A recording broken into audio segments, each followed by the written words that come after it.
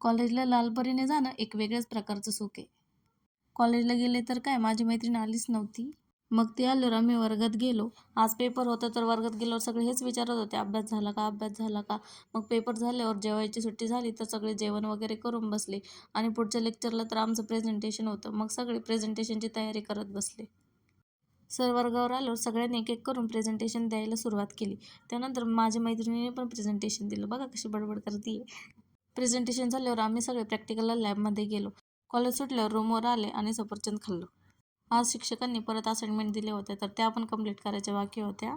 Assignment पूर्ण करून मग मी माझ्या मैत्रिणींना त्याचे फोटो टाकले. फोटो टाकून आम्ही जेवायला गेलो तर काकूंनी मस्त आज शेवयाची खीर बनवली होती. जेवण करून रूमवर आल्यावर आमच्या पीजीच्या ओनरचा नातू आला होता तर आम्ही त्याला टेरेसवर घेऊन त्याला डान्स करायला शिकवलं.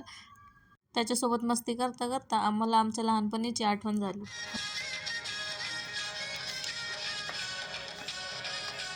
या गाण्यावर आम्ही लहानपणी डान्स केला होता.